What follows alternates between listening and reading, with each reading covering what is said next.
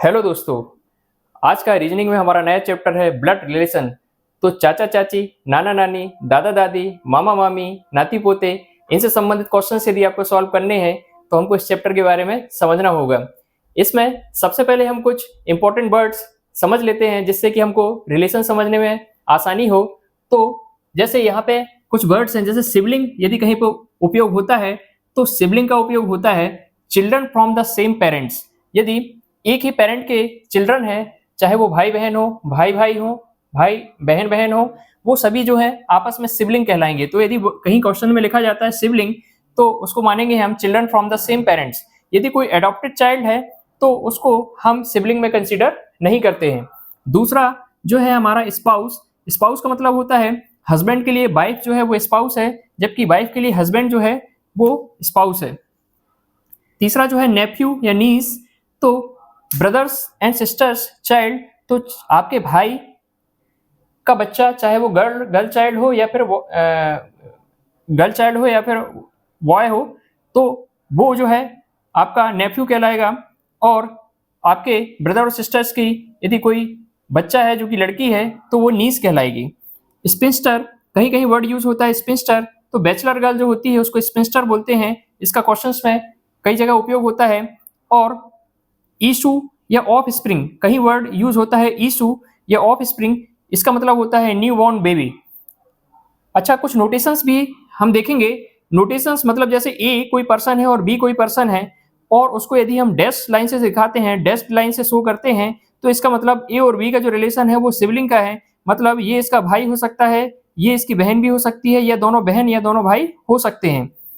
ए को यदि बी से शो कर रहे हैं और ये एक आपकी कंटिन्यूअस लाइन है, लेकिन ये ए ऊपर और नीचे है, बी नीचे है, तो ये एक जनरेशन को दिखाता है। मतलब हम जो है पूरे जो रिलेशंस हैं उसको हम 5 जनरेशन में डिवाइड करते हैं और उसमें जब क्वेश्चन हम सॉल्व करते हैं तो एक डायग्राम बनाते हैं, एक ट्री के फॉर्म में डायग्राम बनाते हैं और उस डायग्राम में हम एक लाइन में एक जनरेशन के लोगों को लिखते हैं जिससे कि क्वेश्चन को सॉल्व करने में आसानी होती है।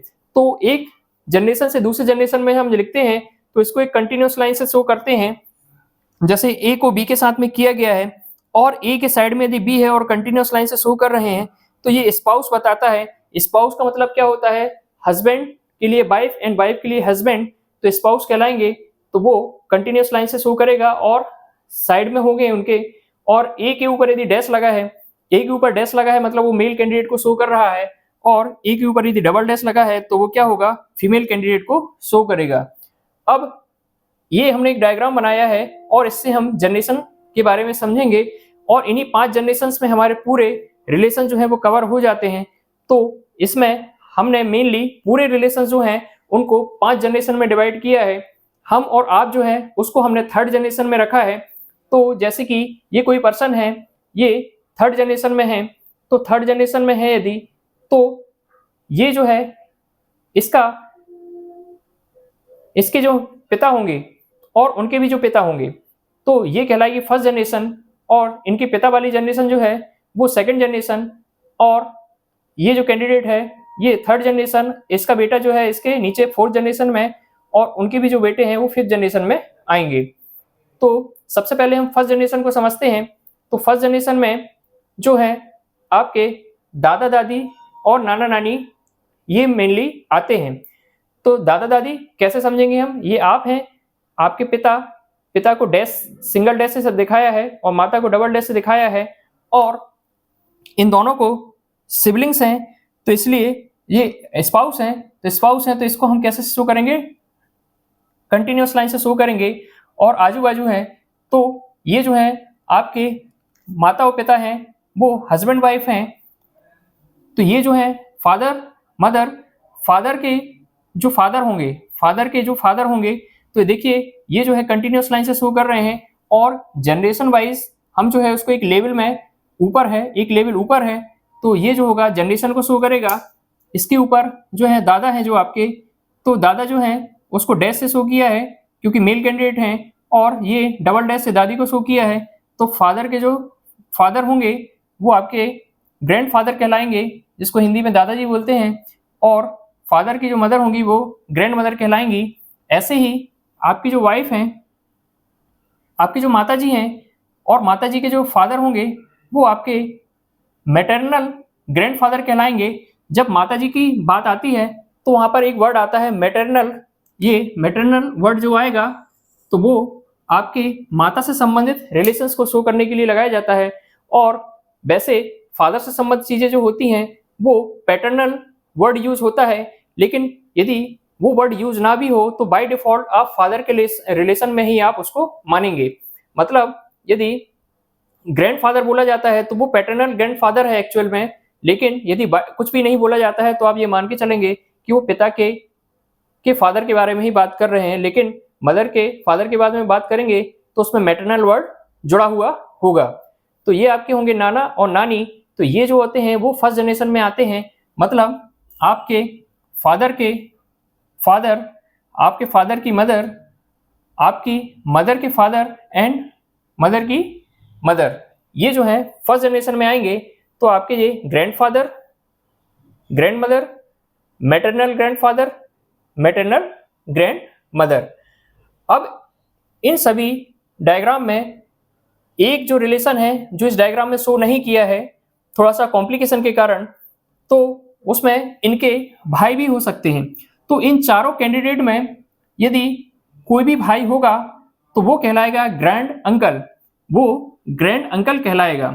तो इन चारों में किसी का भी जो भाई है वो ग्रैंड अंकल कहलाएगा। और इन चारों में किसी की इनके जो भाई हैं वो ग्रैंड अंकल कहलाएंगे। उन ग्रैंड अंकल की जो वाइफ होंगी वो ग्रैंड आंट कहलाएंगी। तो ये जो वर्ड है grandfather, grand mother, maternal grandfather, maternal grand mother और ग्रैंड अंकल, ग्रैंड अंकल क्या है, इन चारों में से किसी के भी जो भाई हैं वो ग्रैंड अंकल कहलाएंगे। और ग्रैंड अंकल जो होंगे उनकी वाइफ जो है वो ग्रैंड आंट कहलाएंगी। तो ये चार कैंडिडेट जो हैं वो फर्स्ट जनरेशन में आते हैं।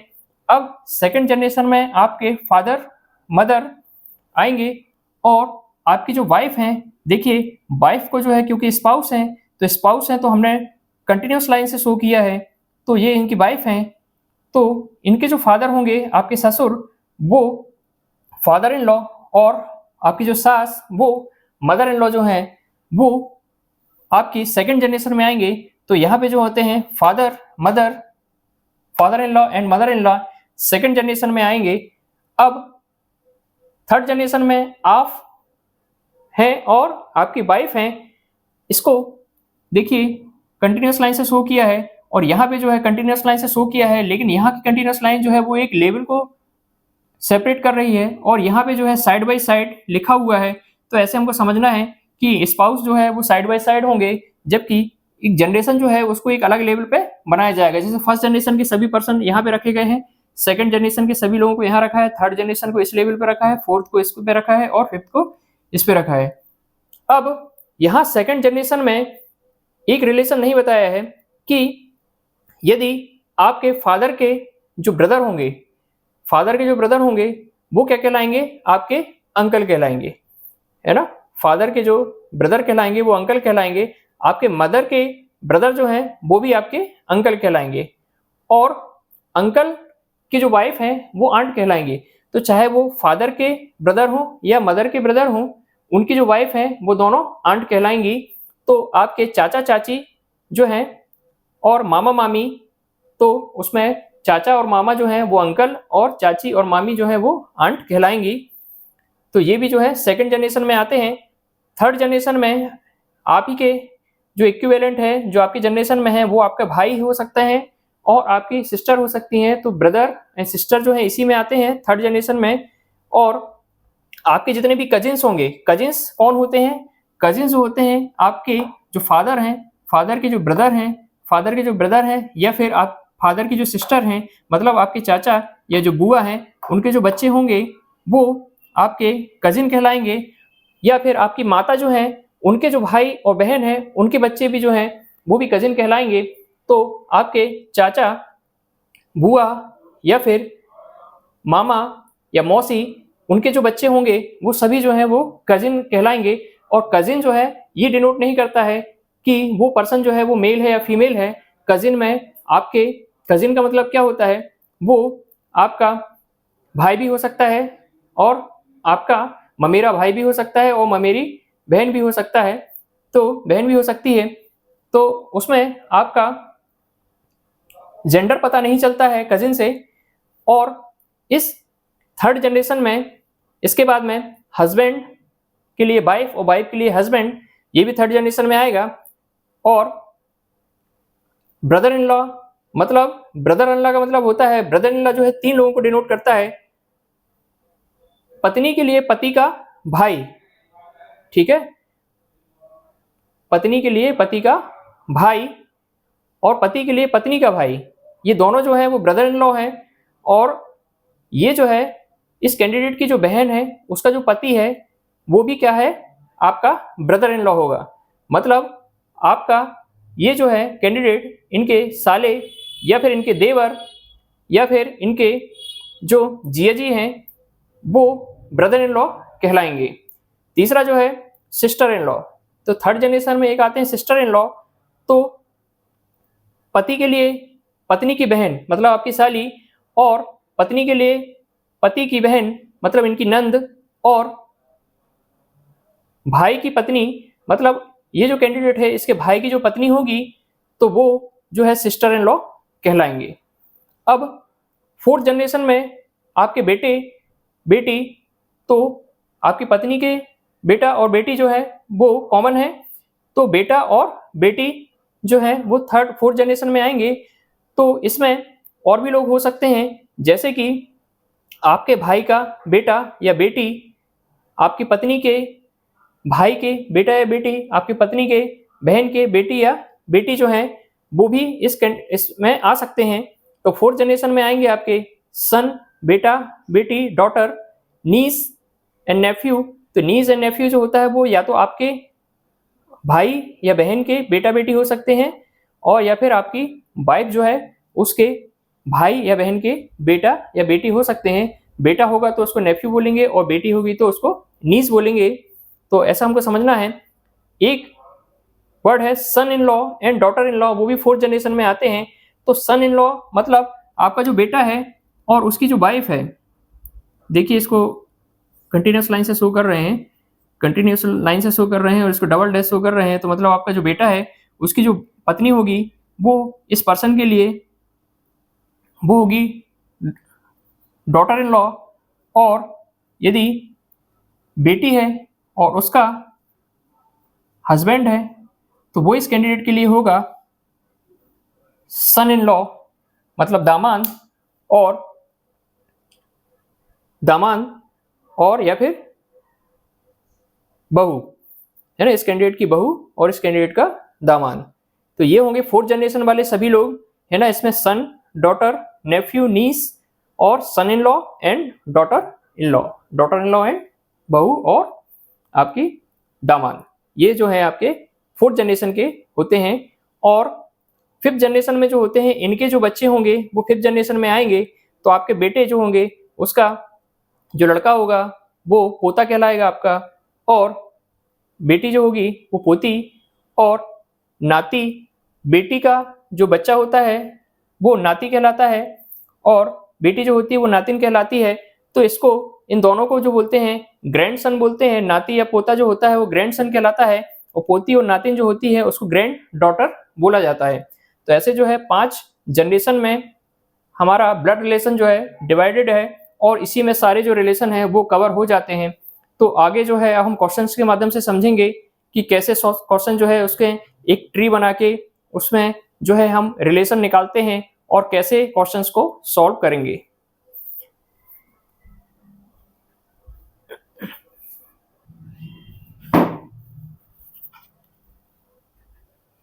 तो कुछ क्वेश्चंस के माध्यम से हम समझेंगे ब्लड रिलेशन के क्वेश्चंस जो है कैसे सॉल्व किए जाते हैं। देखिए हमारा पहला क्वेश्चन है, pointing to a man in a photograph, a man said to the woman his mother is only daughter of your father, how is the woman related to the man in the photograph। अब देखिए इसमें 3 लोगों की बात हो रही है, और 3 लोगों में किसी का भी किसी से रिलेशन पूछा जा सकता है। तो सबसे पहले बोला जा रहा है कि एक फोटोग्राफ है, ये एक फोटोग्राफ है। Okay, pointing to a man in a photograph.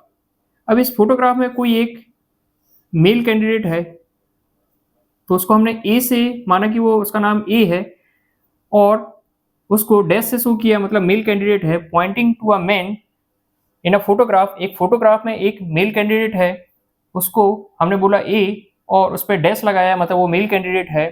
A man said, अब एक कोई बाहर एक व्यक्ति खड़ा हुआ है जो कि मेल कैंडिडेट है, वो इसकी तरफ इशारा करते हुए इसके बारे में बता रहा है। तो ये जो है मेल कैंडिडेट, इस फोटोग्राफ में जो मेल कैंडिडेट है उसके बारे में कुछ बता रहा है। सेड टू अ वुमेन, अब एक जो कैंडिडेट है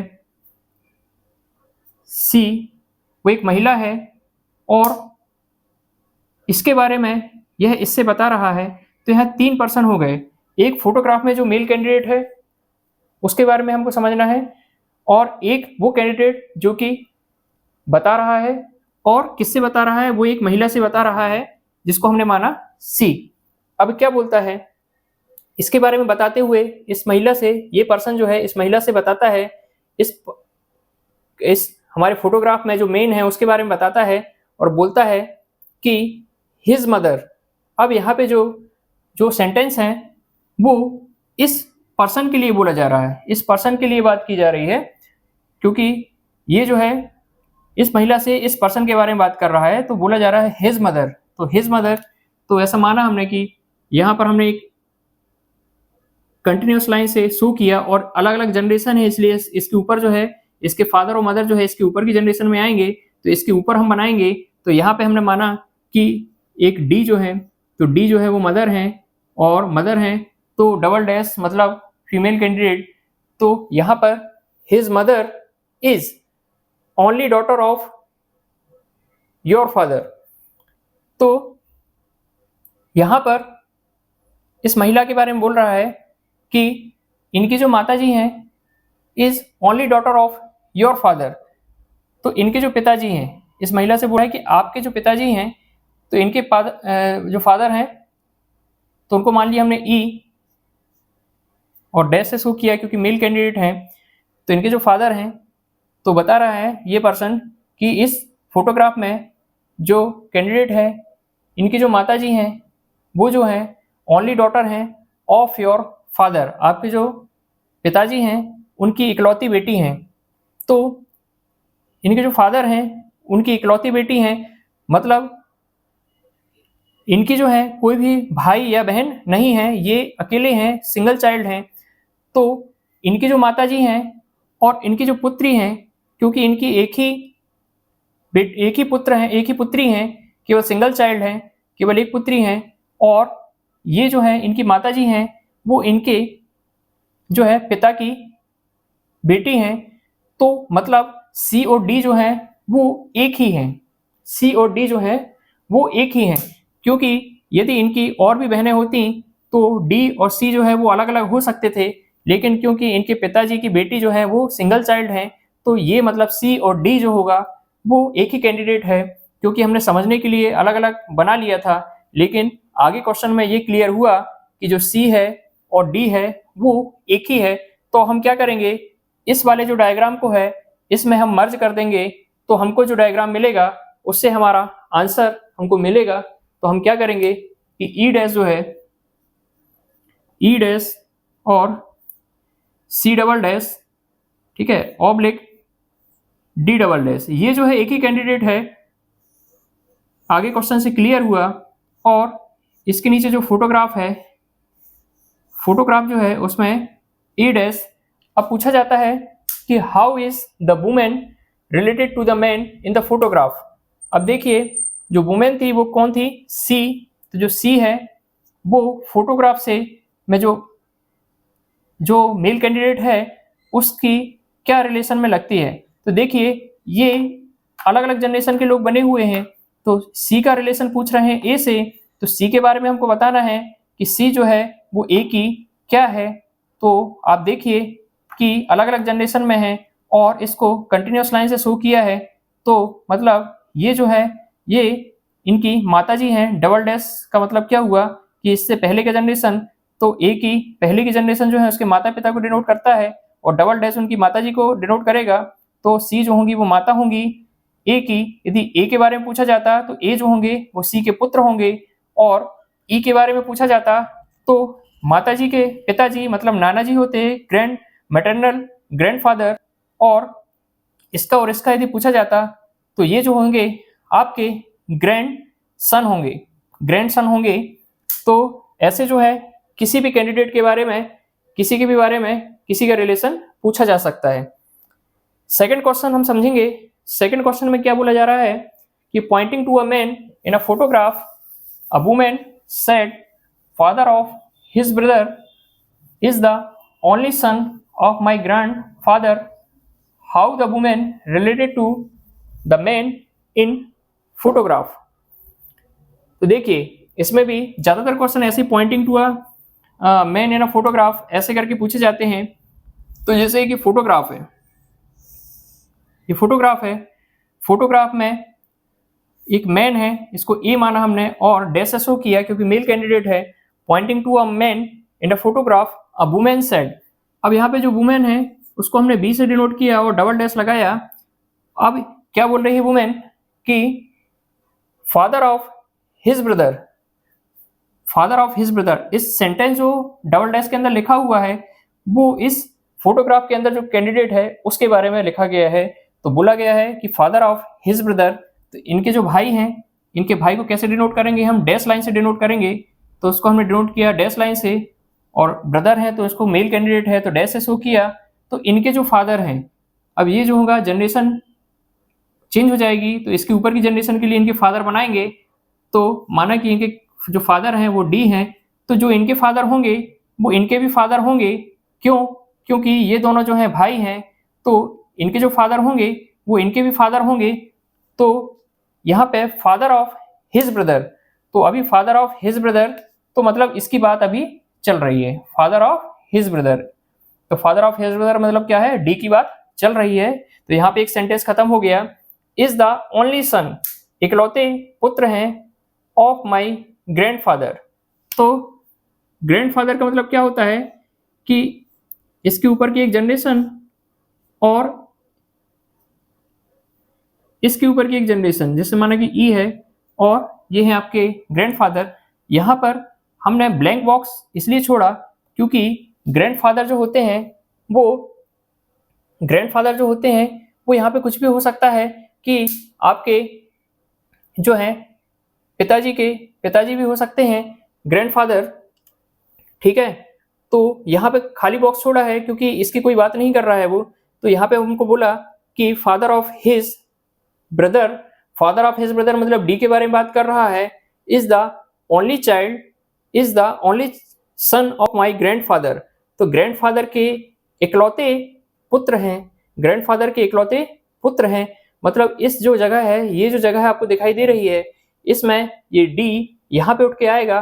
तो इस वाली इक्वेशन को हमको उठा के इसमें रख देना है। तो हम देखेंगे कि यदि यहाँ पर हम इसको रख देंगे तो देखेंगे आप कि यहाँ पे यदि डी डैश आ जाए तो ओनली चाइल्ड है, तो इसलिए इनका कोई भाई नहीं हो सकता। तो ये स्वयं यहाँ पर आएंगे, तो इनके जो पुत्र होंगे वो यही होंगे डी, क्योंकि इनके भाई यदि होते तो दूसरे कैंडिडेट भी यहाँ पे आ सकते थे, लेकिन इनके कोई भाई नहीं है, इसलिए ये जो है डी जो है इसी ब्लैंक स्थान को फिल करेगा। अब इनके जो डी है, तो डी जो है तो इनका जो पुत्र है वो सी है। तो और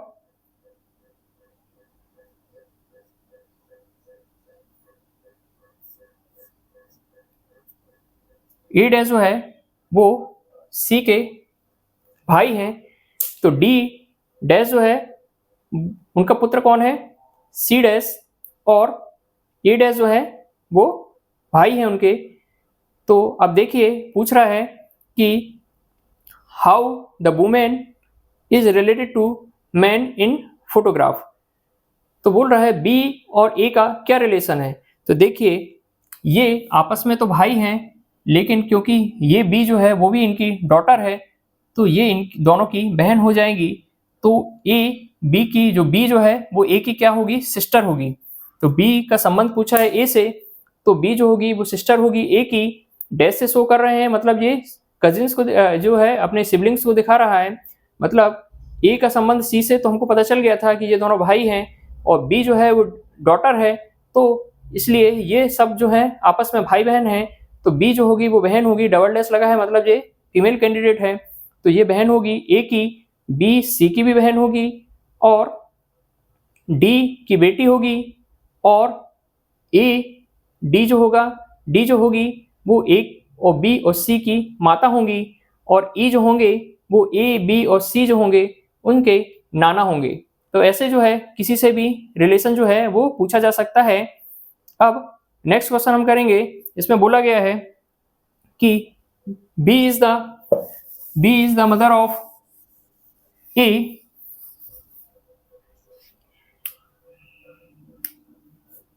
B is mother of A. तो बी जो है मदर ऑफ ए, तो ए की मदर है इसलिए हम इसको अलग अलग लेवल पे बनाया हमने। ए की मदर है B, and wife of C.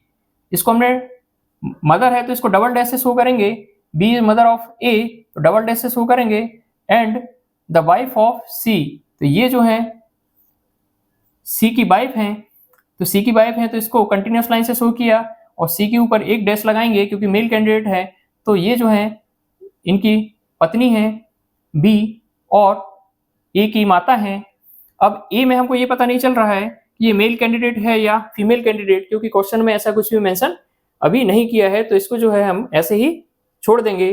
Wife of C, D is the son of C. D जो है, D is son of C. D जो है वो सी का सन है, D is son of C. तो इसका तो हमको पहले से पता है कि ये डैश है, तो D is the son of C. तो how D is related to B, तो डी जो है वो बी से कैसे रिलेटेड है, तो इस वाली इक्वेशन को हम इसमें रख देंगे। तो सी डैश की जगह पे जब हम यहाँ रखेंगे तो ये आ जाएगा डी डैश, और इसका रिलेशन पूछा है कि बी जो है वो कैसे रिलेटेड है सी से, जो डी है वो कैसे रिलेटेड है बी से। तो डी जो होगा एक डैश है तो मतलब ये मेल कैंडिडेट है, और जनरेशन नेक्स्ट जनरेशन में आ रहा है तो ये बेटा या बेटी हो सकता है। तो ये जो होगा सन होगा बी का, और बी जो होंगी वो माता होंगी, और सी जो होंगे वो फादर होंगे, और ए जो होगा डी का वो भाई या बहन कुछ भी हो सकता है। ये ए के बारे में कुछ जो जेंडर है उसका कोई मेंशन नहीं है, तो ए के बारे में हम बता नहीं सकते, लेकिन सिबलिंग होगा, इतना हम बोल सकते हैं। अब नेक्स्ट क्वेश्चन जो है, B is the daughter of A.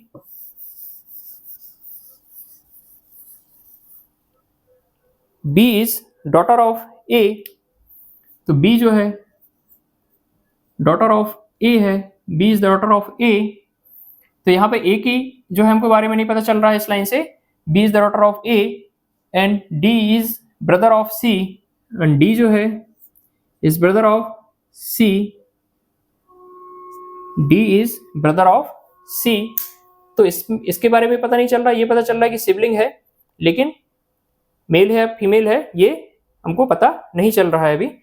तो D C is, and D is brother of C. Who is daughter of B. Who, जहां पे भी हु वर्ड होता है तो हु वर्ड के पहले जो भी आता है उसी के बारे में बात हो रही होती है। मतलब यहाँ पर हु सी जस्ट बाद आया, इसका ये मतलब है कि ये हु जो है वो सी के बारे में बात कर रहा है। तो who is daughter of B, तो ये जो है अब पता चल गया कि ये डॉटर है ऑफ बी, तो बी की डॉटर है, तो इसको डबल डैश से शो करेंगे, और अलग अलग जनरेशन है इसलिए जो है बी ऊपर आएगा, and the daughter of B, तो बी की डॉटर है। तो अब बताया जाए कि how C is related to A. तो सी जो है वो ए से कैसे रिलेट करेगा, तो इस इक्वेशन को उठा के हमको यहाँ पे रखना पड़ेगा। तो हम देखेंगे कि ये तो बना हुआ है, और बी के नीचे बनाएंगे हम सी डबल डैश, और यहाँ पे आ जाएगा डी डैश। तो पूछा गया है कि बी और सी में क्या रिलेशन है, तो how C is related to A, how C is related to A. देखिए सी कैसे रिलेटेड करती है, तो सी की माता के पिता, तो ये हो गए इनके नाना, और सी जो है नाना के लिए क्या होगी, तो वो होगी ग्रैंड डॉटर, ग्रैंड डॉटर। तो ऐसे जो है हमको डायग्राम बनाना है और समझना है कि कैसे जो है अलग अलग कैंडिडेट के बारे में बात हो रही है। तो और भी क्वेश्चन जो है आगे के चैप्टर में हम करेंगे, आगे जो है आगे के पार्ट में हम और भी क्वेश्चन सॉल्व करेंगे। तो ये जो है एक बेसिक जानकारी थी ब्लड रिलेशन के बारे में। Thank you.